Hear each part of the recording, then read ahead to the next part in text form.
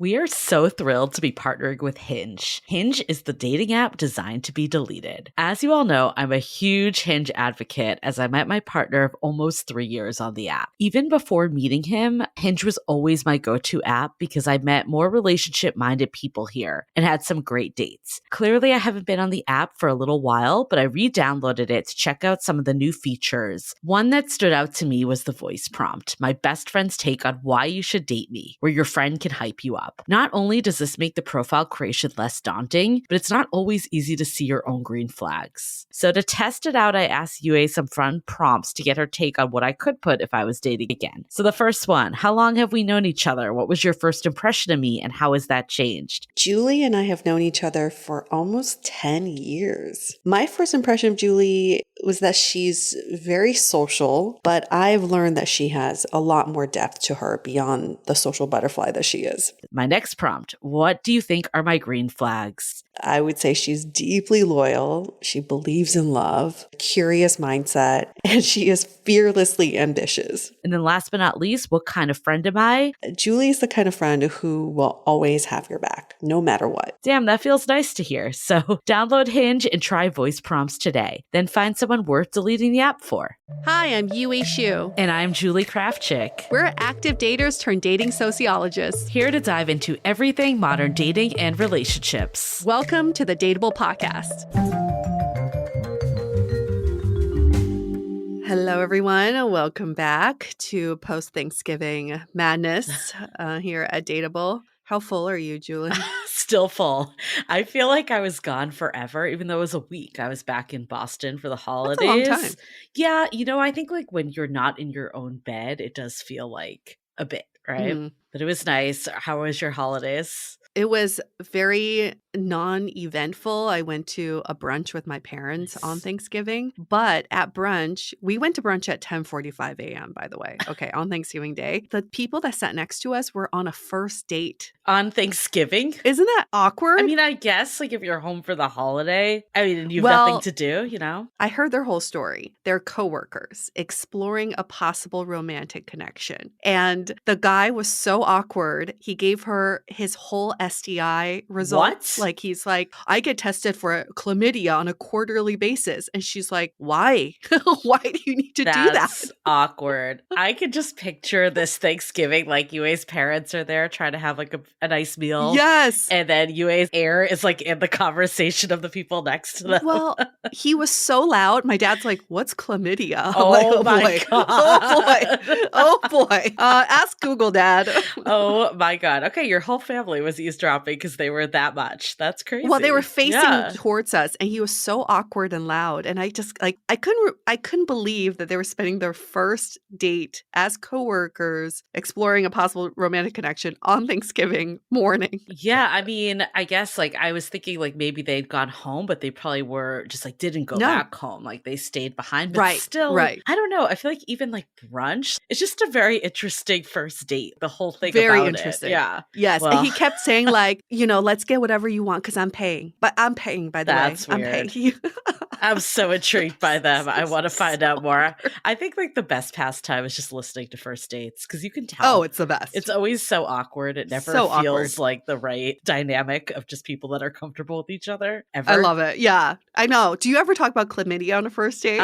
Nope. And that definitely did not come up at my Thanksgiving table. That's for sure. Like, bro, we're trying to eat some turkey. Leave the chlamydia conversation off the table, please. I love it. Yeah. No, my Thanksgiving was definitely a very busy household. Like we had my brother, sister-in-law, and niece. My niece. I'll give a shout out to my sister-in-law because I know she listens to every Dateable episode. She's such a good fan. Does she still? Oh yeah, she has time. She loves it. She goes for a walk. Listen, she's our number one. But my niece is just so cute. I love her so much, and she is such a performer. And maybe one day she'll be a future Dateable host. Oh yes, take it over as we for pass us. The legacy. I mean, by the time if that was to happen, we'd probably be pretty freaking old by then. So I hope we're not like talking about ghosting. We're like 80. There'll be whole new words by then. But yeah, they died. Yeah. But yeah, no, it was nice to be back. It was really freaking cold in Boston. I realized like how much of a wimp I am now. I just forgot. A few weeks ago, I was like, I don't get cuffing season. And now I'm like, I kind of get it a little. Yeah, it's really freaking cold. I don't get it in many levels, as we talked about, but I get the part of maybe not like going out as much. But I don't know. It's kind of fun too to just like bundle up. But maybe not if you were doing it all the time. Maybe for me. Yeah, you would get a little sick of it and you just want to stay home and cuddle. But there are other things you can cuddle other than like a stranger. Heated blanket. That sounds nice. Or how about a weighted napper? Oh my God. Therapy? Yes. Oh my God. I love that thing so much. It's great. Obsessed. It is one of our sponsors. We got to give a shout out to them. Therapy. They do these weighted hand crocheted blankets that they call nappers. They're just like little blankets basically, but you like bundle yourself up in them. And my friend May, you know May, Julie. Yeah. She's such a big napper. I call her Panda all the time. She knows how to nap. And she came over to my house the other day. She's like, can I take a nap? And she saw the napper. She's like, what's this? And she just put herself into it. Like she just swaddled herself. And I was like, wow, you know exactly what to do with that. That's, that's how you do that. That's what they call a napper. So she was such a natural, but that thing is oh my so God. great. Oh my God. So great. Yeah. It was nice that we were able to do one night in Boston, just my partner and I. So we kind of got like a date night. We went to this indoor mini golf that was so high tech. They basically calculated all your scores through the ball. Whoa. And like everything was done automated. So you couldn't cheat. And Whoa. yeah, and it was really cool. And I won twice. So I was happy. Of course you did. No, I don't always. I usually don't. I do appreciate a partner who's uber competitive when it comes to that stuff. I think it's kind of fun. Yeah, as long as you're competitive there and not in other ways, you know? Right. Yes. Like at your job. Or just like in your relationship. That's what I was thinking. Yeah. I took out the trash on Monday. Yeah, exactly. Leave it to the mini golf courts. Yeah. You love mini golf. It's a great date. You know, we've talked about this before on the podcast. I don't think it's a good date for like date 1 through 3 because it's just hard to talk to people. Yeah. But once you've like established some rapport, it's super fun. It is fun. And you get to spend a good amount of time there. Like you don't run out of things to do. Yeah, totally. Which is nice. I know that before we got on, I was like, Julie, I have something to discuss with you. And you're like, I have something to discuss with you. I do. Do you want to go first? I feel like you ignored my text on this one. And I'm like, I'm going to bring it up here. What? I did? I had a very important question for you and you passed right over you it. Did? Are you sure? I mean, you're going to, like, it's not that important. But, okay. Have you seen the documentary on Netflix, Twin Flames? Holy shit. I did not get this. No, I did not get this text message because that's the podcast I listen to.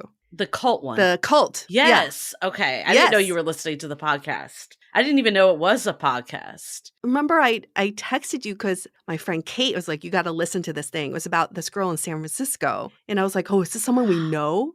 Do you remember that? Yes. Okay. So for anyone that has not seen it, it is wild. So it's on Netflix right now. And it's basically a married couple that's trying to help people find their twin flame, which is like the spiritual soulmate that's like your other half. But there's like a whole thing about twin flames. Yes. Like they weren't the one that invented it. And at first I was like, oh, like this isn't that far off from like some of the stuff we do. Like in the sense there's a group discussing, everyone's like pumped up. I was like, oh my God, this seems like kind of like some of our calls we've done. And then it takes some turns. Oh, and I was like, okay, this is not what we do at all.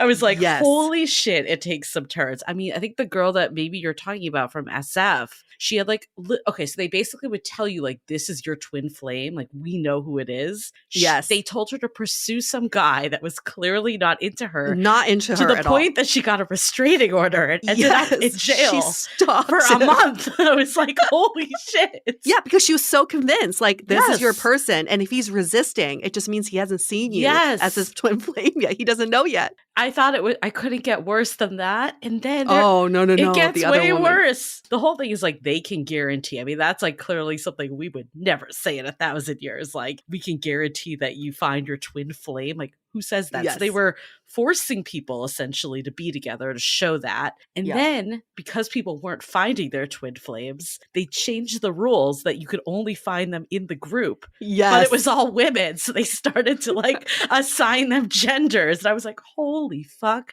People are going through like full on like gender transformations because these two people are telling them.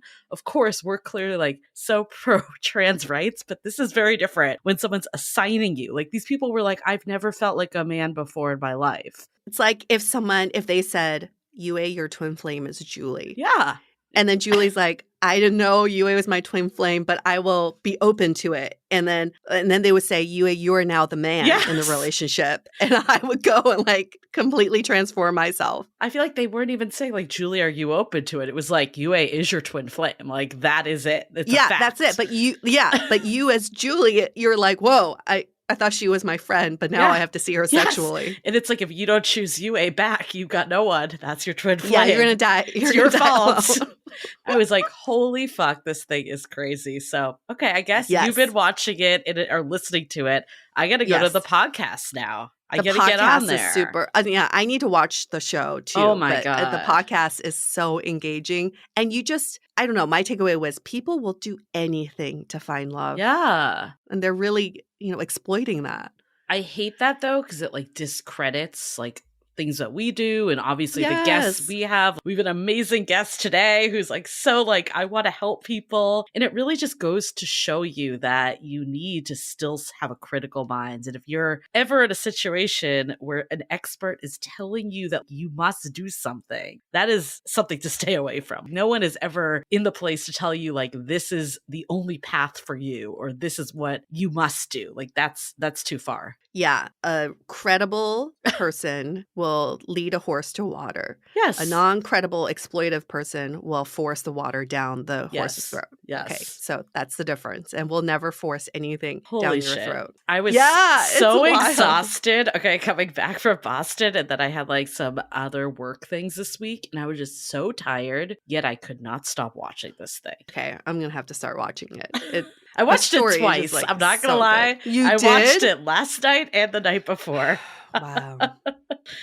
Well, a lot of these cults, they all start with such good intentions. So when you first hear about it, you kind of think, well, I could definitely be convinced of this, right? It sounds like they're helping people, but then they go the fucking extreme. Well, the fact they were like ostracizing people from their family too, and like telling them that they had, that's clearly a sign if you're ever in a situation where they're like telling you to like not talk to people, not the, help that is coming from a good place, and telling you you had like past traumas that you were unaware of. Like, who are these people? That's the thing. Definition of a toxic relationship. Right. That's the thing, though. I was like, are these people, like, are they so convinced that their way, like this spiritual way they created, is accurate, or are they just in it for cult leadership power? Because it's hard for me to imagine that they actually legit believe this stuff, but you never know. You never know. You never know. It's still running. Is that It's still running today. Is it really? 60,000 people in their Facebook group. They claim none of this is true. They've put out messages saying that none of this is true. They're just helping people. Yeah. This was my big thing. It's clearly been on my mind, but yes. Wow. Gosh. The balls on them. Yeah. Look at all the evidence. Look at all the people who came forward. They're just making this shit up. I know. Wow. Yep. Okay, mine's less intense, but I was equally as amused, Julie. Have you heard of these venue promotion scams through dating apps? No. Okay, I heard this on the radio, like an old fogey that I am, but apparently it was a trend on TikTok. This woman got stood up on a dinner date. She went to the restaurant the guy picked. The guy didn't show up. And so she came back and posted it on TikTok, how she got stood up on this date, even though he picked the restaurant, and she ended up just staying at the restaurant because she was hungry. And then other women came forward and said they had the exact same experience with the exact same restaurant. That's fucked. So they did a little bit digging and found this is pretty prevalent on dating apps where these restaurant venues, it's called venue promotion scams, they would create bots on dating apps to lure daters to their restaurants, stand them up so that they would then feel trapped and then eat there and patronize establishment. Again, exploiting vulnerable people. All of this. It's been going on for over a decade, Julie. Wow. This is like not a new scam, but they're just now discovering it. That's messed wild. up. That's messed That's up. wild. And also, the discussion is like, if someone asks you out on a date and they pick a specific place, would that raise a red flag for you? No, absolutely No. not. No. I would actually be impressed. Like, Yeah. great. Well, clearly we can't go into everything with like a skeptical mindset, but it is good to know these things are happening. And then if things start to not feel right to you, maybe there is a little more going on with all the scammers. I mean, that's my only fear with all this stuff is it like makes people just so skeptical of everything. I know. But if they're using bots, chances are these conversations were not that great. Probably. Right? That's what it comes down to. It's like you need to know yourself. No wonder dating brings all sorts of trauma. I'm going to bring it back to our episode this week. Thank you. So much that can come from all of this. But yeah, like we're talking about with our guest today, I'm going to bring it back with our guest today, Andre. Like he is a coach that helps people like work through their past traumas. But he's not telling people what those traumas are. Like they're going to him. Like that's the difference. And I think that's what we need to remember is like, so we're not saying like don't get help from outside people. Clearly there's so much benefit. Like there's a reason why we do this podcast to get messages every week of just like how it helps people. So I don't want to like discourage helpers out there. Yeah. And Andre specifically helps people with their previous sexual trauma. And he discovered this gift of his at a very young age. And we were very curious. What does this line of work look like? Yeah. How do you work with clients one-on-one on their sexual trauma? So I'm pretty sure if you've never talked to a coach in this industry before, your mind's going to be blown by what is involved. Like, we're not going to give the exact details, but this came through someone that Yue knew. Like, this isn't just like a random person we found on the internet. Like, you had someone share with you, like, this is someone that's greatly helped me. And we were very intrigued by that. Yeah. Yeah. Well, this is such a great conversation. I think even like we talk about it today, it's like when we hear sexual trauma, we think of like the big T trauma, but this discussion really goes into everything, you know, from someone not wanting to date you in middle school to like your parents getting divorced. Like there's all sorts of trauma that I think I'm very hesitant to even use the word trauma, but I think it does impact us saying like, oh, it's not that big a deal. Like that's what's suppressing some of this stuff too. Yep. And so we hope this conversation encourages you to, one, understand this industry a little bit better, but two, to like have the empathy for yourself to understand like maybe there are some traumas that you haven't faced or saw as trauma that now you can have a more empathetic look at it all. Yeah, whatever it is to help you ultimately like put this stuff behind you so you can have the love life you want. Yeah. Okay, well, we won't go any further because we got a whole episode. But before we get into it, at DATEABLE Podcast, that's our Instagram, TikTok. You can find us on YouTube. Loving the time of Corona. We will change the name by end of year. I'm putting that on air, so we're forced to do it. We've had a few ideas and none of them have fully stuck, so we're kind of just still muddling around. If you have a great idea, send us an email. Tell us. We got a few ones from the Facebook group we're still exploring. So this will be changed though by end of year because we know that people want to get out of Corona. Okay. And last but not least, the only gift you can give us this holiday season is a rating and review. We're so close to our goal. We're not quite there. We're still like 200 away. But we do know there's a lot of you listening, like way more than 200 that have not left a review. So we're really hoping we can get there by end of year. And, you know, if you don't use Apple Podcasts, Spotify, you can always put us a review there as well. That's another area we need to build up too. This helps us so much, as you know, because it makes us a reputable podcast that people want to come on as guests, and that all benefits you all at the end of the day, and obviously us to keep this podcast going. So it's just the circle of love and giving. So please give us a review, help us keep going. It also keeps you and I personally motivated to hear stories of how this podcast has helped you, or how you've met someone, or you're enjoying dating now, or comfortable being single, or happy being single. Like all of that makes us so happy, warms our hearts, and keeps us going. Okay, well, before we get into it with Andre, let's hear a message from our sponsors. This episode is sponsored by BetterHelp. My healing journey has had a lot of ups and downs the last few months, and there were moments where I felt stuck. For example, I knew it would be good for me to socialize and meet new people, but something was getting in my way. Therapy helped me figure out what was holding me back so I can work for myself, not against myself. Through talking to a licensed therapist, I was able to understand my fears, especially around trust in people. My therapist validated my feelings, but also helped me figure out a plan to get back into the social scene. If you're thinking of starting therapy, give BetterHelp a try. It's entirely online, designed to be convenient, flexible, and suited to your schedule. Just fill out a brief questionnaire to get matched with a licensed therapist and switch therapists anytime for no additional charge. Make your brain your friend with BetterHelp. Visit betterhelp.com/dateable today to get 10% off your first month. That's BetterHelp, HELP.com/DATEABLE. This episode is sponsored by Via. We all know there are things that can help set the mood in the bedroom, but did you know a little THC could also do that? Yes, Via has developed a unique blend of pleasure-enhancing cannabinoids, libido-strengthening herbs, and a low dose of THC all into one mind-blowing gummy called High Love. This gummy, wow, it will awaken your senses, increase blood flow, and intensify any sexual experience. I've been pleasantly surprised by the High Love gummies because it is just the right amount of THC for me to have a good time without feeling sleepy. And hey, if THC is not your thing, Via also offers a wide array of other gummies without it. And everything legally ships in 50 states with discreet packaging directly to your door. So if you're over 21, you can get 15% off and a free pack of award-winning Dreams THC plus CBN sleep gummies with our exclusive code DATEABLE at viahemp.com. That's VIIAHEMP.com. Let the gummies work their magic. Head to viahemp.com and use the code DATEABLE to receive 15% off and one free sample of their Sleepy Dream gummies. That's viahemp.com and use the code DATEABLE at checkout. Take your passion and pleasure to a whole new level with High Love from Via Hemp.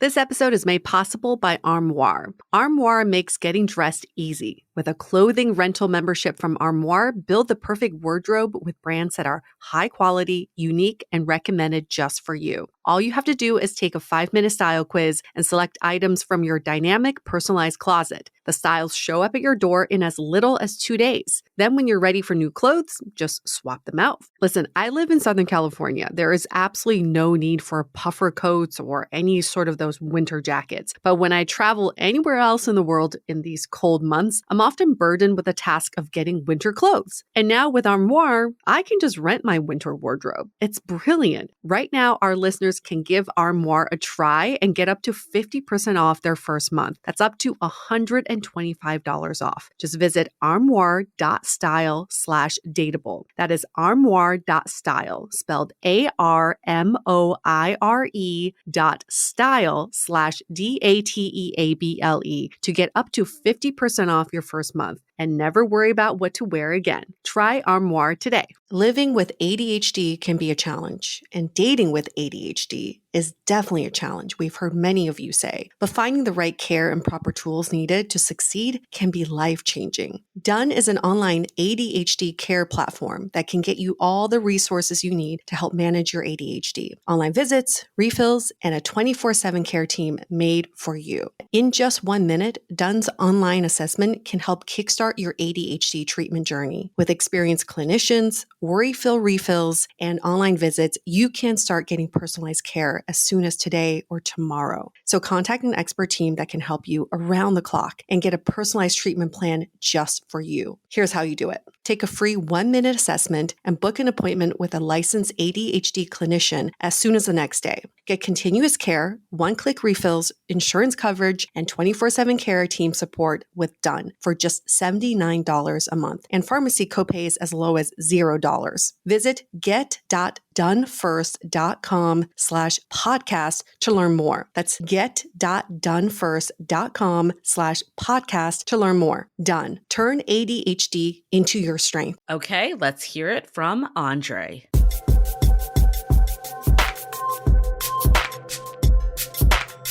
Sex, intimacy, and all of that comes with sex and intimacy are so important to the way we relate to others and connect with others, partners in dating. but it's also so important in the way of how we relate to ourselves and understand ourselves. So today we have a sex and intimacy and relationship coach with us, Andre Lazarus, who will be shedding some light on his work, but also we'll be talking about sexual trauma and how that plays into our views and relationships with intimacy in itself. So welcome to Dateable, Andre. Welcome. Thank you very much, Yue and Julie. Happy to be here. And who is Andre? He's 39 years old. He lives in Asheville, North Carolina, originally from New York, and he's in an open relationship and he is poly. First of all, can you give us kind of a brief description of your work? What do you do exactly? Sure. So I have different facets to my work, different offerings, but ultimately what I do is I help guide individuals, whether it be single individuals, couples, thruples, or more, on how to tap into their erotic power. And in each of us, I feel there's a place where we maybe hold ourselves back or don't fully own that we are these big, powerful sexual beings in the world. And here, when I get to work with you, we get to figure out what is that piece that might be missing in your life so that you can be in your full potential. And you, on your website, you share that you have a story, your backstory, that you experience sex differently than your friends, community, society. Can you share a little more about just you and what got you into this space? Yeah, I love sharing this story because I get to reflect back and just be forever grateful for the people who helped me to get here, because this was not just my journey, this was theirs as well. The reason that I'm sitting in front of you today doing the work that I do is because of the intimate connections. And when I say intimacy, I mean all the facets: emotional, spiritual, physical. People in my life who encouraged me to come into this work and the experiences that I got to share with them. And I really had a lot of shame around sexuality because I realized, as I shared in my story, I see sex differently and connection differently, is that I was loving multiple people. I was desiring physical connection from not just women, men, varying different individuals, and really unsure about what that would look like in my life, because I kept running into my edges of, I'm supposed to be this certain way in a relationship. I'm supposed to only be desiring a certain gender opposite to my own. And that just wasn't the case. So I really just owe it to all of the individuals along my journey who encouraged me to go into this work, because in the intimate experiences that I was sharing with a lot of these individuals, it was more than just sex. It was more than just fun, frivolous, physical connection. It was actually quite healing for them. And that was hard also at first to take in. When you're in a very vulnerable space with someone and people start crying or start shouting out and saying things that you're not maybe ready for, you're like, oh, am I doing something wrong? I didn't know how to navigate it at an earlier phase of my life. And what I was finding out through my own education of learning from these individuals was that the experiences we were sharing was much more than just sexual connection. It was therapeutic in many ways. So that's kind of why I decided to lean into this. I wouldn't have done it on my own. At what age did you find your superpowers? I like that.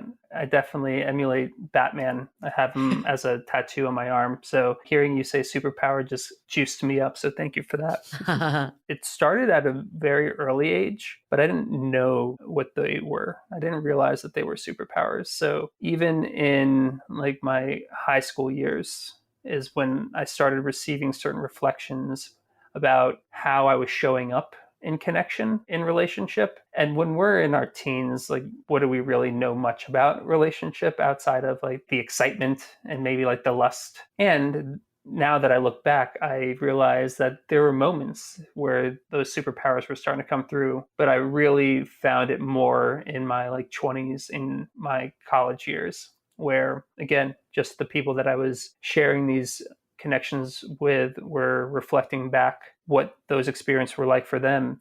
And for me, now that I think about it, even reflecting in our conversation here, I don't know if I was prepared for what I do today. I don't think I was prepared for it at that time in my life. I needed to live years, another decade or more, to really fully understand what that responsibility is, to be in very vulnerable, intimate spaces with people that can bring up past or even current trauma. And now having the understanding, the wherewithal, the knowledge, but also still educating myself, learning from all the clients that I work with today. I feel like the past, whether that trauma was like big T trauma or even like the smaller T traumas of maybe just not like being the person that was viewed sexually in some way. I think we hold all the traumas that went through our lives in the formative years and they really play into current day. Like, how have you seen this in your own life? Like things that you dealt with in your formative years, like how did that impact your own views of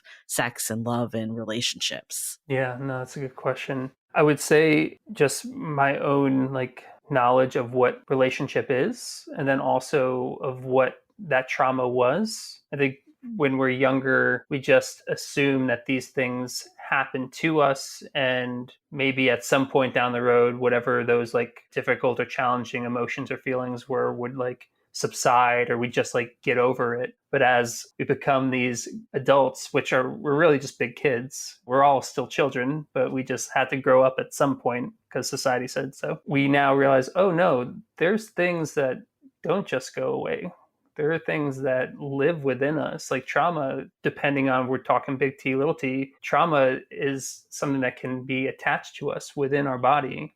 And no amount of just time and pretending that it'll go away will solve that. So I think that's one piece for me, just seeing like a younger version of myself, not really like understanding what these experiences were fully until I had more just knowledge around them. Having teachers, doing my own self-work, plant medicine journeys, all of those were like stepping stones to unravel more of what my trauma past was and still is. I think it's important now to just pause and talk about sexual trauma in general, because everybody has varying degrees of understanding what that could entail. So through your experience and the clients you've worked with, can you give us a spectrum of what sexual trauma looks like? Yeah. We know the opposite end of the spectrum, we've got rape, assault. And then when you work along the spectrum, what are some other examples? That's a tough question. I mean, because it is such a spectrum. It could be you really liking someone in middle school and sending them a note and saying, do you like me? Check yes or no. And they check no. That could affect you still today. This piece of paper and this person having their own choice of their own desire, sharing very honestly with you. But that right there could affect how you see yourself in relationship today. The insecurity around what you carry into, like, oh, I can't send another note because if I do, then someone's going to reject me. That could be a traumatic experience. So the spectrum is very wide. It doesn't have to be rape, sexual assault, domestic violence. It can be that small t, which is just not feeling appreciated, not being told that we're good enough or pretty enough. That can lead to trauma sustaining throughout our life. I think a lot of people, myself included, are like hesitant to use the word trauma because you don't want to like detract from the big T. But I'm 100% agree. Like I remember a middle school dance when I went up to a boy and asked him to dance and he basically was like, no. And that sat with me. And it's hard though to be like, that's the same as rape. Clearly it's not. So how do people start to, one, like accept that they had these small T traumas? Is there another name for them they can give? Or like, how do you start to own that you actually had these experiences so you can rectify them in the future? Yeah, another great question. Well, first, thank you for sharing about that experience. You're not alone. I definitely have asked people to dance and been rejected. I've told people I liked them and wanted to like be their boyfriend and was told, no, I don't like you. And that's a hard thing, especially when we're these young, impressionable beings to receive. So how do we like understand that? How do we make sense of that all and that not stay with us in a way where we're afraid to ask the next person to dance? Right. And the way that I see it is first, how much do you love yourself? What is it about you and how you're showing up in the world that is fulfilling and you feel just joyful in the way that you're waking up and bringing your energy to people? Because that's where I feel like it really starts. When we start to rely on these exterior elements or even people in life to like validate our experience, then that's where I feel like we start to like lose that connection to ourselves. And it doesn't mean you have to love yourself all the time. We're human beings, we're fallible, we make mistakes. But when we can understand that any other person in our life is just an extension and not a necessity, that we standing alone can be enough, then we have more capacity for those moments of rejection to be like, okay, that was a bummer, but I'm still here. I'm still awesome. They're lost, maybe. And then just leaves more room for other people that I might meet down the road. So I think it's that self-acceptance and that self-love is where it starts. From my understanding, the work that you do is very hands-on. So when you have a client who has experienced sexual trauma, can you give us an example of what you would help them work through that's different than a therapist, let's say? Yeah. First, it's the building of the understanding that they are safe in their body, that while they might not feel safe all the time, or maybe even not feel safe in their current state, that they, in fact, being present in front of me, are safe. They have their home that they can go to. And when we start with the building of the safety, that's when we can start then allowing for maybe some of the walls, some of the armor that has been put up to start to like melt away and start to strip down.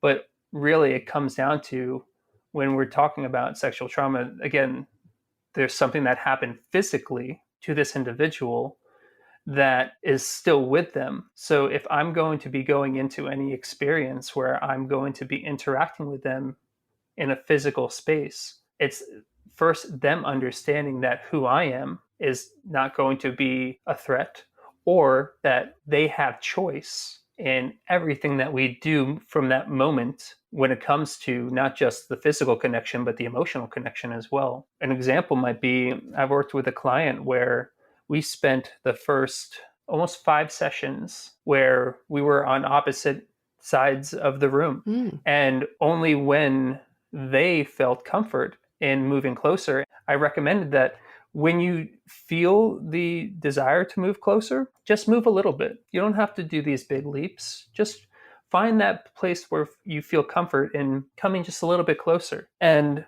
after 5 sessions, we were able to actually be sitting in front of each other, holding each other's hands.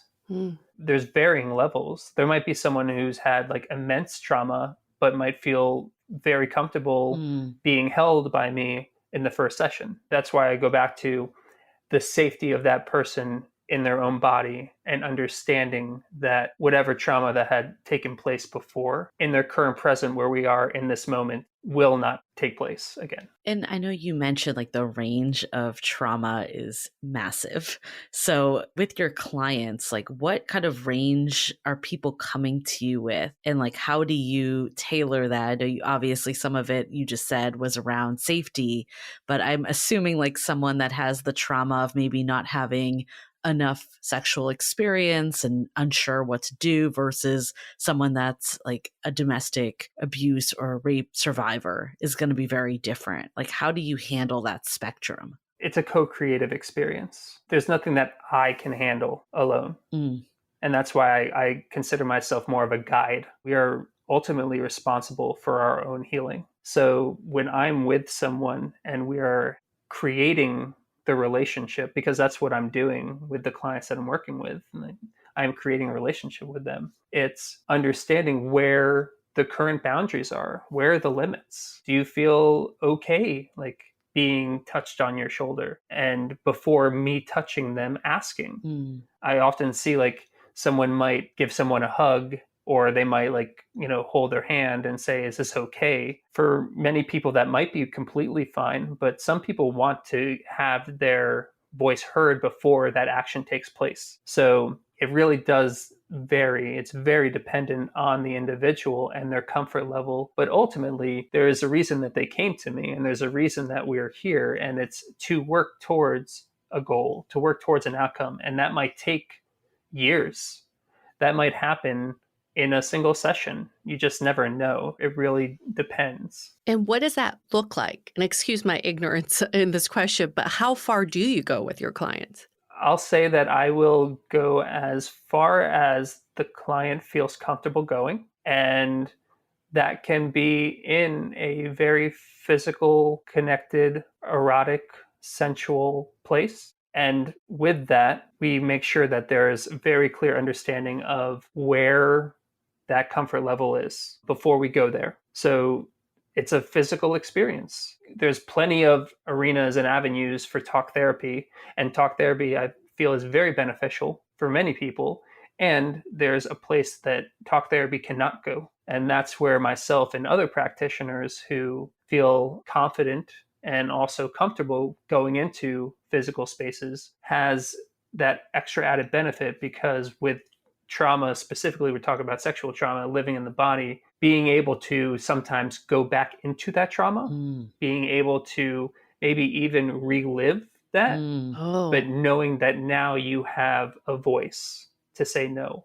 Now you have a voice and agency to reclaim what was maybe taken from you. So when you say physical, like, could we go anywhere from like recreating that middle school dance to like full on like recreating a sexual experience? Like, what are the limits and lines of what physical means? Yes, it could be, like you said, recreating that dance where you get to hear yes, or you get to hear no and be told more than just no. It's no, and I really appreciate you asking. Maybe we could try another time. Like, has it been like ever like full on sex, or is that like a line? Is there a line? There's always a line. And for me, in the work that I do with my clients, every situation is unique. Knowing that what takes place between us in our sessions also stays confidential is also vitally important to that individual feeling safe to fully allow themselves to let go and surrender into their healing process. Got it. Wow. I'm so blown away. My body's just having a reaction to all of this, because my question back to you, Andre, is how do you do the work that you do and it's so physical, hands-on, and not absorb other people's trauma into your body? I feel like that's where my body's being pulled right now. I think this is where I feel that I'm uniquely set up to do this work, because I've experienced my own sexual trauma, because I've also experienced my own other varying forms of trauma, PTSD from being deployed in a war zone and my own life upbringings, that I have done a lot of really deep and challenging work, not only for myself, but for the individuals that come to me, to be able to know that they're held in a way that maybe not everyone can. I mean, I'm 5'10", and the chances of me like being a pro basketball player are very slim, but there are people that are designed for that work. I feel it's the same for this work as well. And it really also comes down to how I take care of myself, making sure that I'm showing up with integrity, making sure that I'm have my own rituals of, you mentioned like that trauma not like holding on to me, like decording rituals, so that once I've worked with someone, I'm not carrying that back home to my partner, to lovers, to clients I'm going to be working with in the future. And there's no exact science to it all. And there's definitely times where I'm working with someone and that particular experience was a lot more challenging, than previous. And allowing myself that human experience of the emotionality that took place. So it can be a challenging thing to navigate, and I can do it. And it's something that I've been able to do for many years. And I just feel fortunate and grateful that people feel safe enough and trust me to take them into these spaces. I think this whole concept, I've had a couple conversations with friends, ironically, about this topic in the last week. So it's interesting that we're now talking to you about this. And we were talking about how like sometimes trauma can show up that's not even sexual. Like it could be something like losing a parent or, anything that has nothing to do with sexuality, but it does somehow play into sexual experiences later on. Mm. How have you seen like other traumas that aren't like the sexual ones, whether that's, the big T sexual traumas or even the small T ones that we were discussing, but just like completely left field traumas of nothing to do with sex? How do you see those still impacting sex? Yeah, I mean, what we see in the way that we're raised, what we learn in our upbringing carries on. So if we are a product of divorce, I'm a product of divorce, then that there might have some implication on how I create relationship down the road. And I was married and then got divorced. So there's a very good chance that what I witnessed from my parents contributed to what happened in my relationship with my ex-wife, and then so on and so forth. So it doesn't have to be from a physical, sexual like place of it being like this big T trauma. It could be if you don't go out with your makeup on, wearing your nicest clothing, then you're not going to land a man. And if you don't land a man, then you're going to be alone for the rest of your life. I mean, that can carry on for forever if not approached or talked about. And that has nothing to do with an actual physical experience. That's all around like the psychological of, am I good enough? Am I someone that is pretty enough? Am I someone worthy enough of partnership, or am I going to be destined to be alone for the rest of my life? I mean, that falls under a small T, but to me, that's pretty big. You also mentioned PTSD earlier, and very curious to know, how does PTSD show up as a sexual trauma? And what do you do with your clients to help them work through that?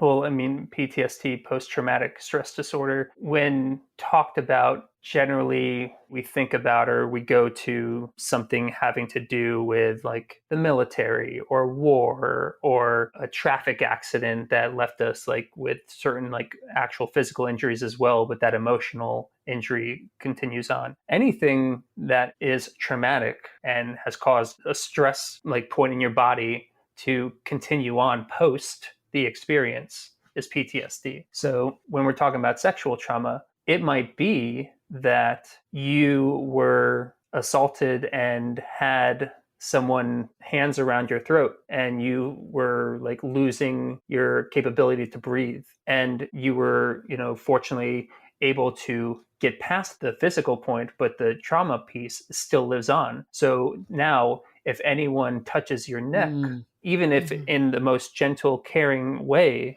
might re-trigger that trauma experience from previous. So for instance, if that were the case and I was to work with someone and that might be something they want to understand more or work through, it might be slowly moving through that rather than me putting my hand near their neck or on their throat, them having the capability to take my hand and again, moving slowly. There's no rush to any of this. It's really the comfort level to each person, but knowing that here they feel safe. They don't feel in any danger. They feel like they have control over their emotions, over their physical body. And it might take another session or two until the hands moved here and then feeling safe there, and so on and so forth. So it's finding where that trigger point is, recognizing it, which can be challenging, especially I'll say for me as a practitioner, it's sometimes challenging when that trigger point comes back. Because in a way, I am now stepping in as the perpetrator, and that can be a lot to take on. And again, I feel uniquely qualified to be able to do this. So we had a listener write in and share that she's recently connected the dots between her PTSD and her groinal response, or basically like her desire levels, and, sometimes wanting sex often and other times not so much. And she said she worked with a therapist to make the connection. So how do you start? I mean, obviously working with a therapist is one path forward, but I'm like, how do you actually make that connection for things that were outside of like a sexual realm, that this could actually be impacting your sex life and intimacy with partners? Well, first, again, seeking outside resources. If for some reason, and it's completely okay that it's not something you're able to fully comprehend or solve on your own, and whether it be through research on like the internet or reading a book, that you're wanting outside experience and help, going to a therapist, talking about it, like being able to feel comfortable sharing that there is something in your life that is currently not where you want it to be, Mm-hmm. and you want to shift into a different place than where you are. So having that conversation, and then in that conversation, again, sometimes going backwards. Oftentimes when I work with clients, I like to go back to, again, childhood, because we all started at some point as our younger versions of ourselves. And somewhere along the way, we went from a place of feeling safe or feeling held or feeling loved. And then something happened. There was a moment, and it could be many moments, but there's a pivotal moment where that experience happened that altered the way that we see relationship, the way that we see sex, the way that we feel safe during physical intimate experiences. And then when we pinpoint that, now we know, where that trigger point is. It's through very slow, guided, again, consent negotiation, going to that point and actually spending time there. It might take some time. It might take months before you feel comfortable even talking about a specific part of your body that was violated. It might even take longer for you to then want to show someone, whether it be a partner or a practitioner, where that took place. And then, even further, when you feel comfort in being able to go to that place physically with someone, knowing again that you're safe in that experience or safer in that experience, you can now reclaim maybe that loss of power that you felt. Can you also just go a little deeper on what groinal response means? Because when we had this person write in and I saw the two words, I was like, oh, that's what I was experiencing after my last relationship ended due to infidelity. For those first 2 months, every time I thought about him with these other women, I was like turned on. Interesting. Like I had a groinal response to that visual, and I didn't understand why I was getting sexual pleasure from something that was making me so angry. So I would love to learn a little bit more about that. This is also very much like person and situation dependent, but the groinal response you're talking about is maybe one from a state of turn on. The groinal response might be a state of like tension, of holding of what was that trauma experience. So for instance, vaginismus is where there's like this, the tightening of the vaginal muscles, where even like the smallest pinky of even themselves, self-pleasuring, might not actually be able to enter because there's something that took place that they don't feel safe in their body to be able to allow that muscle, that pelvic floor area to relax into. So when we're talking about your experience where you were receiving turn on from this is where that taking power back can happen. Sometimes this is done where when we're able to be in that experience that at first was traumatic and say, but here is me saying, I get to control the outcome of this. And that actually is a turn on. You're now, again, getting to reclaim it as your own. When you say groinal response, I'm happy to hear how you described it, because where I went initially was the response of like restriction, of closing, of holding. I think you bring up another point too, Yue, that doesn't need to be stuff from your like formative years. It very much could be, but this is like a continuous piece. And I mean, I feel like when someone experiences a trauma like being cheated on, you could not want to have any sexual relations either. It's kind of like the reverse of the clamming up piece. I mean, we've touched on some examples, but like, is there anything we're missing in terms of where this trauma can stem from, or like how wide it ranges? I mean, I feel like we've hit a lot of really substantial points, and it doesn't even have to happen to you. That's the other thing. Oh, interesting. You can hear about an experience that someone else had, And that might put you into a fear state Wow. of, for instance, like say you love traveling and then you found out one of your friends was traveling and they were assaulted. And that now they have fear of ever leaving their home. If that had such an impact on you where you are no longer traveling because you don't want that to happen to you, that's now a trauma response. And that didn't even physically happen to you in your experience. So if there's anything that I would hope that people take away from listening to this is that you have so much room and possibility for healing within your trauma experience, and to allow yourself patience and grace that if it doesn't happen overnight, that you're not broken, that you still have time to work through these experiences and you don't have to do it alone. That's where therapists, practitioners come in, because we all need help. You ladies, I'm sure, have needed help at some point in your life as well.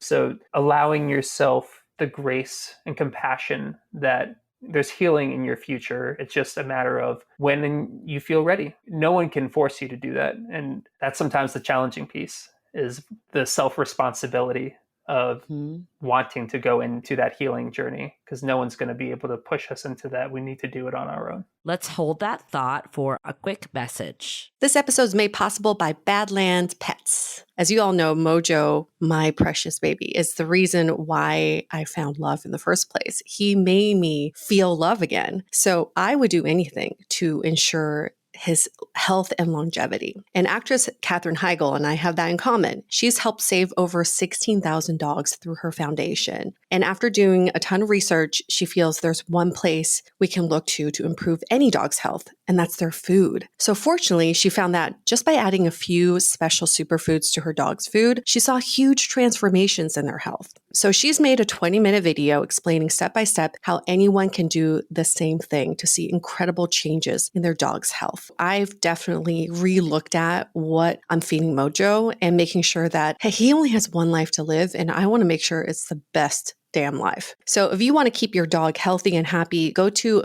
badlandsfood.com/dateable and watch Catherine's video right now. Again, that's badlandsfood.com/dateable. As you know, I recently left my corporate job and I've been in total recovery mode, all about self-care. One of my new routines is the nighttime shower before bed. There's just something about washing away the day and that reflection that's been super helpful for me. I've been using one of our partners, Osea's Mega Moisture Duo. This combo body oil and body lotion are so freaking incredible. It literally feels like I'm at a spa. I realized that the secret is seaweed and other skin level ingredients that are normally reserved for face products. And that's why I was so excited when Osea became one of our partners. And, you know, we're so grateful for partners like this because, one, they keep the show going, but they're also super good for all of our listeners and for our own well-being. So if you want to have that nighttime bliss like I am doing, you can get 10% off your first order site-wide with code DATEABLE at oseamalibu.com. You'll get free samples with every order and free shipping on orders over $60. So head to oseamalibu.com and use the code DATEABLE for 10% off. Let us know which products you end up going with. Share them in social. Super excited to see what you end up choosing.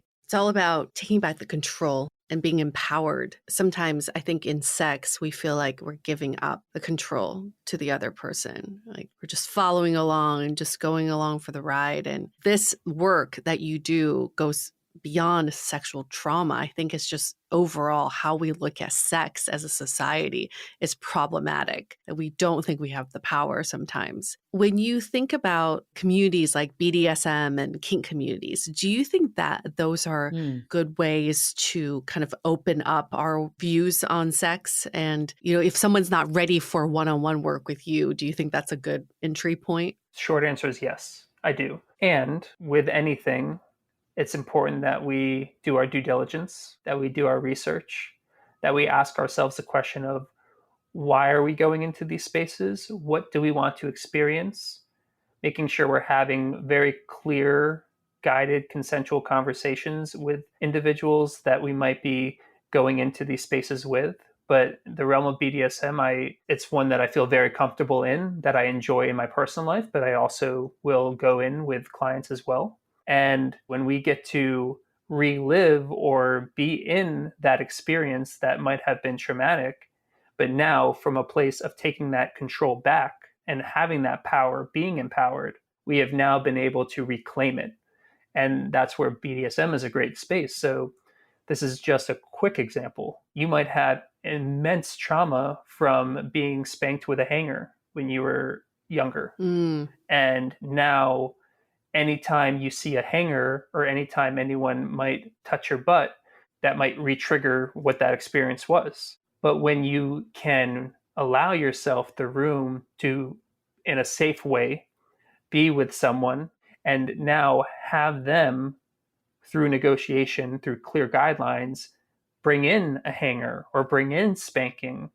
And now you see that there's something here that you're able to relive, but now it's no longer from a place of you not having choice. You have choice. You're asking, yeah, I want you to spank my ass. Now you've been able to, again, reclaim that power. So kink BDSM is a really beautiful space to dip your toe into this. And I also want to be very clear that it's a very large and nebulous space, and making sure you're going to people who have the requisite knowledge, the experience, making sure you're asking the right questions. Go with a friend to a munch, which is basically like a kink meetup. Go to a dungeon or a party where you have outlets where you know that if you want to leave at any time, you can. And if you want to stay and just watch or ask questions, you have that space too. I would say in the open relationship community, as well as the BDSM community, these are some of the most well-intentioned communities when it comes to like communication, consent. Yeah. Because you have to be, because if you're not, you will be kicked out in 2 seconds. I can't say I see that all the time in other forms of connection, even, we talk about more traditional relationship dynamics. So yes, that's the longer answer. I mean, I totally see the logic of that, because repressing things doesn't help. So it's like, how do you reframe it with this? My question for you, though, is there ever a case it goes too far and it compounds the trauma instead of fixing it? Yes. And that's why I say it's really important that you are with knowledgeable individuals, people who have experience, people who have not just researched this, but actually lived it. I will not go into a space, or I will not provide a certain experience to someone that I have not at least tested on myself or with someone else that I feel safe and comfortable going into that with. There are people that have come to me that have wanted to experience elements that are outside of my knowledge base, and I will admit that. And it's okay to admit that you don't know everything, that you don't also feel comfortable. A lot of this is around also boundaries. I know we've probably only said it a couple times, but realizing your own boundaries is very essential to your healing journey. You can definitely re-trigger trauma points and make things worse if it's not being held in a safe and consensual way. So that's why I will reiterate to make sure that you are asking the right questions. And then if you have even more questions, don't feel like you have to rush into anything. Like, you have time as well to learn. I know that our conversation's making some people blush, for sure, because they probably never openly talked about any of this. And even if you take a step back, I think there's just a lot of shame around sex in general. I was out with a girlfriend the other night and we're talking about this new guy. She's like, oh, everything's so great. We've been on some great dates and we had sex. And she like whispered and I was like, what? And she's like, and then we had sex. And I'm like, why are you whispering? Why is this a secret? She's like, I don't know. I'm like not comfortable talking about it yet. And I didn't understand why.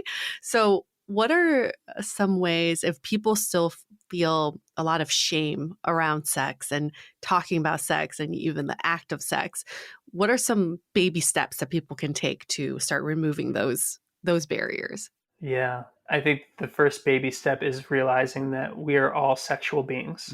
Somewhere along the way, we were shamed for our desires. We were told that having certain wants or turn-ons were wrong or sinful, or loving a certain gender that might not be societal norm was like blasphemy. And also, we are people that are educated through the years, and when we're not receiving certain education in certain facets, we're not going to have the requisite knowledge to be able to fully understand that particular subject matter. I don't know what it was like for you both, but I think my sex education was maybe like a 2 hour video of here's Tim and here's Betty, and they really like each other, And then and don't get pregnant. but they should probably wait until marriage. Yeah, that's what we're taught. Yeah. We're not taught that we're deserving of pleasure. We're not taught that emotions and connection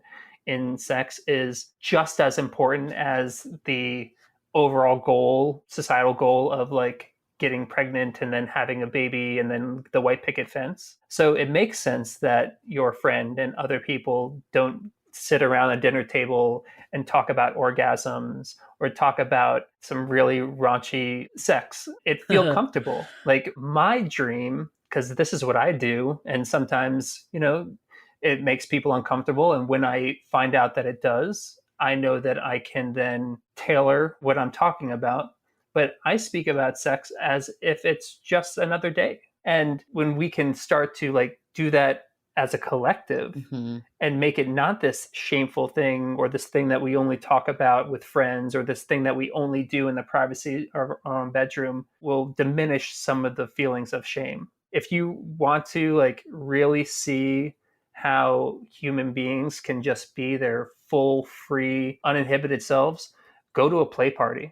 One that, again, where people have clear guidelines of what is safe and consensual, but see what it's like to be in a room of a bunch of people having intimate experiences. And here's some people having sex over here while two people are having a drink at a bar and the other two are watching TV because that's what they're choosing to do at the party. It really comes down to us realizing that we have our inherent right of being sexual beings and celebrating each other for being that way. We did an episode where we went to a play party. So we are 100% with you. Just being in that environment, seeing it, even if you're not ready to participate, I think just being exposed to it is mind-opening. Let's say, though, you're a little bit more vanilla and you're not ready to make the venture to the sex party. How do you start to like open up a conversation with your partner in a way that like removes the shame and lets people openly talk about their traumas? Again, big T to the smallest of T's, whatever that might entail. How do you start having a conversation that feels more like opening up about the topic? Yeah, if you're open to it, Julie, maybe you and I could do a quick little like role play. Yes. A little Let's role do play it. in this, if you're open to it. Okay. I love So watching. yeah, do it. I got your consent. Okay, so Julie, we've been dating for a year now, and I've absolutely loved all of the intimate connection that we've been sharing. There's been something that I've been wanting to share with you, but I've been nervous. And I feel like I can trust you to hold me in this and know that I love you and I care about you. And if you have any questions, I'm here for it. But would you be open to hearing about this fantasy that I have? I would love to hear, Andre. I'm here for you. Thank you.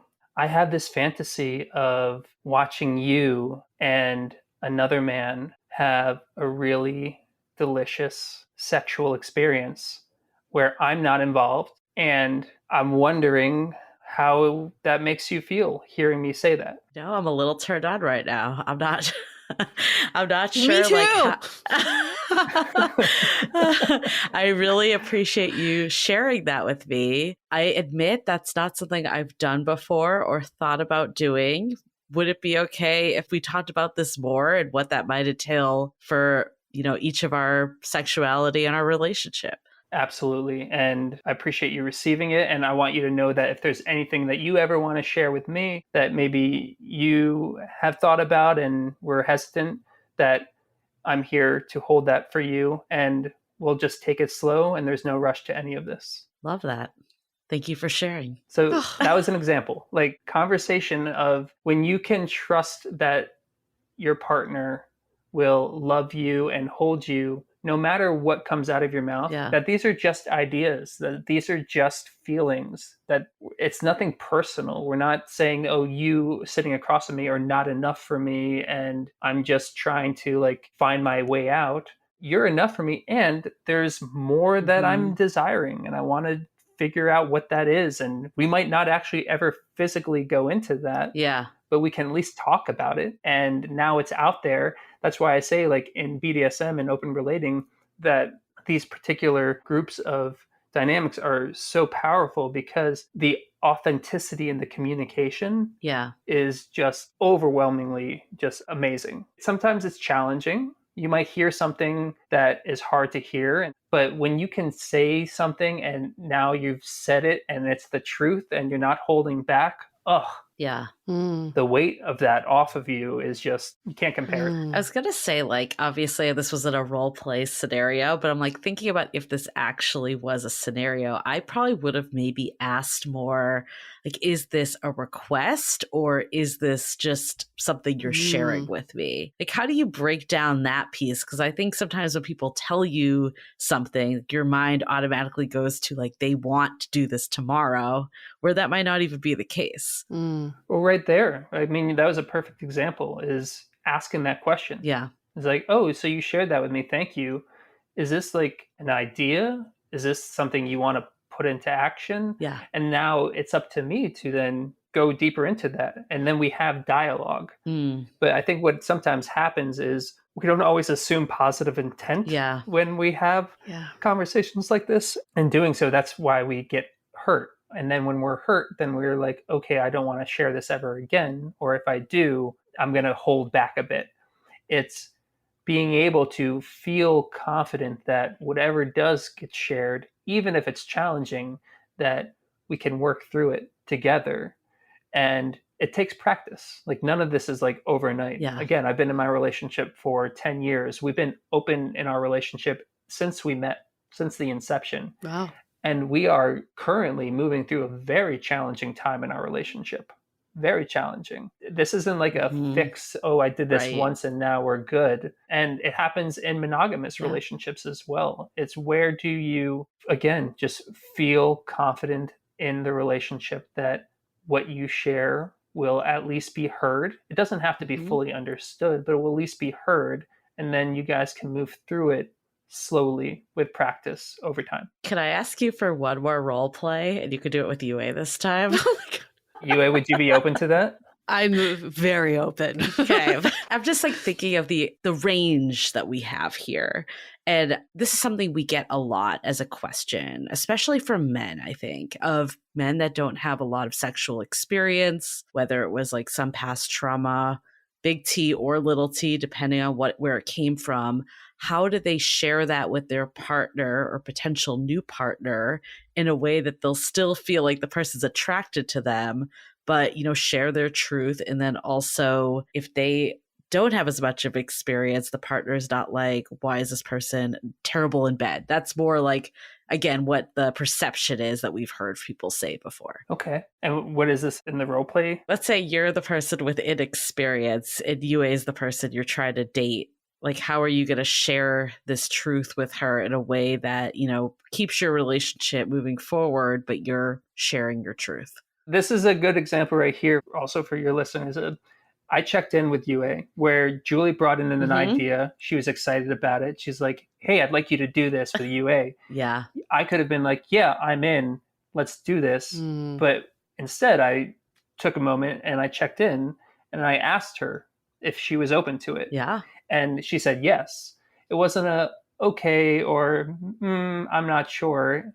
There is clear consent in that agreement. So just don't want to gloss over that. That's important that we always check in with someone to make sure that they're on board. Even if someone else says, I'm good, they'll come along with me. Check in with that person. So you, I realized the last time that we were in bed together that I came really quickly. I was really turned on and it was a powerful orgasm. And I realized that it didn't last very long.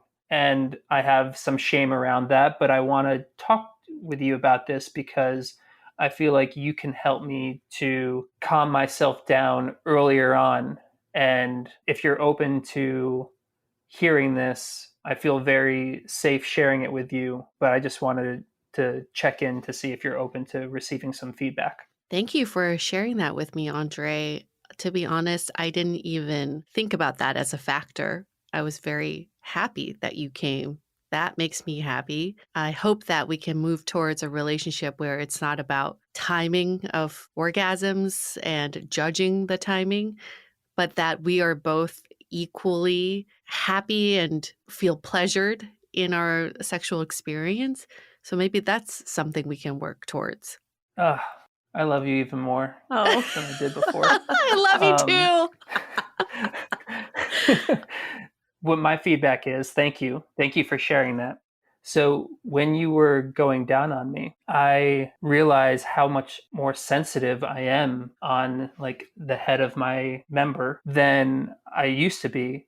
And you were going really fast. And that got me just to a point of like my explosive moment. So maybe in the future, we can try maybe moving slower. And that would allow me more time to settle into feeling your mouth on me and allowing me to last a little bit longer.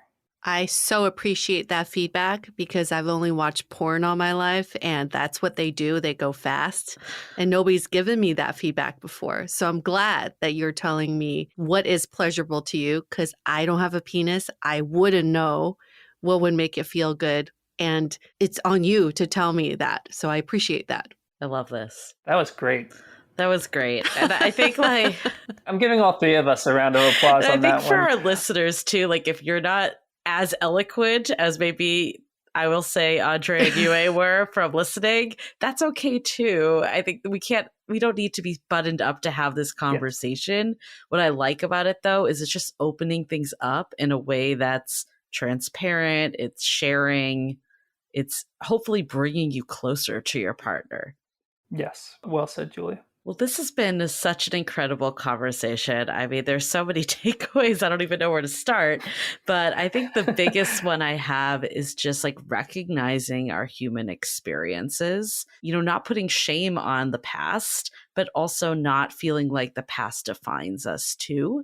So what are ways that we can leverage what may have happened? I'm hoping that like this is triggering just a lot for people, not in the sense that there's something wrong with you if you have like past trauma, but more of just accepting that that's part of the human experience, that we all have our traumas and past cuts and wounds that impact the way we date and are intimate today and have sex and all the ways it shows up. So just giving yourself grace, like it sounds so cheesy, but this like loving your inner child bit, like I think there is something there of just like going back to that time, whether you go to the full extreme of working with someone like Andre to like recreate that middle school dance, or even just telling yourself like, okay, that was middle school, like that was an unfortunate situation that happened, but look how far I've come today.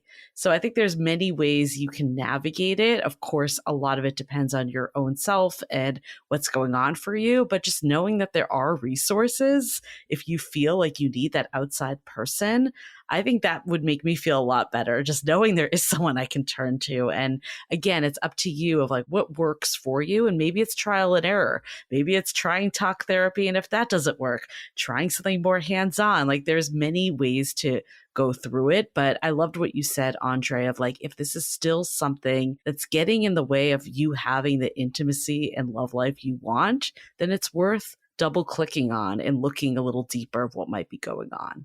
Yes, well said. Yeah, I mean, Andre, honestly, before even talking to you, I had no idea this is what people can do. I had no idea you could be this resource for someone. And I wish I had you when I was going through my breakup and just being disgusted by men, not wanting anybody to touch me, and really going through this period of repulsion. From this conversation, it feels like sex can be expanded with the right resources and help and support and also mindset. And we can take back control of our previous experiences and then have more agency of our sexual desire moving forward. So with previous experiences, we can say, yes, that happened to me, but I can take back how it's manifesting in my body. So that's taking control. And then being able to say, I have agency over my body and my desire, and I can communicate that with my partner, with the people I am sexually involved with myself. Sometimes I've masturbated. I'm like, does this even feel good? Am I like giving myself feedback? Like, are you just doing this because you've seen it somewhere, or are you doing it for your own pleasure? It's hard for me to disconnect the two, but I'm glad we're having this conversation because we can take agency over our own sexual desire. So with that, if people want to know more about your work and more about you, where can they find you? You can find me on my website, which is coming-closer.com. And then I'm also on Instagram, and that's Coming Closer with Andre. Awesome. And we'll link everything in the show notes as well. Beautiful. And to something you said, Yue, I can't tell you how many times I've worked with clients where they have said, I'm so glad that you exist in the world, and I had no idea that you existed in the world. And, there's a lot of people out there just like myself doing this work. So know that if there's something that you're wanting to go deeper into your healing journey, that there's a likelihood that that person or that modality exists. So just doing some research and you'll find what you're looking for. Well, thank you so much, Andre, for being here. This was such a great conversation. We're really glad that you were able to join us. Thank you both. Yeah, really appreciate you, and appreciate our listeners who've come along for the ride, coming closer and coming along for the ride, who maybe came already. But for those of you who are still with us, this is a great time to go to Apple Podcasts, give us a rating and review, 5 stars, and maybe in the body of the review, you can tell us, what did you learn from this episode? What did you learn from Andre? What did you learn about yourself? We really appreciate those love letters as well. And on that note, we're going to wrap up this episode. Stay Dateable! The Dateable podcast is part of the Frolic Media Network. Find more podcasts you'll love at frolic.media/podcasts. You can follow us on Instagram at Dateable Podcast and visit dateablepodcast.com for access to all the episodes and our premium programs. Also, make sure to subscribe today if you haven't already on Apple Podcasts, Spotify, or your favorite podcast platform, so you are the first to get all the latest episodes. And most importantly, stay dateable.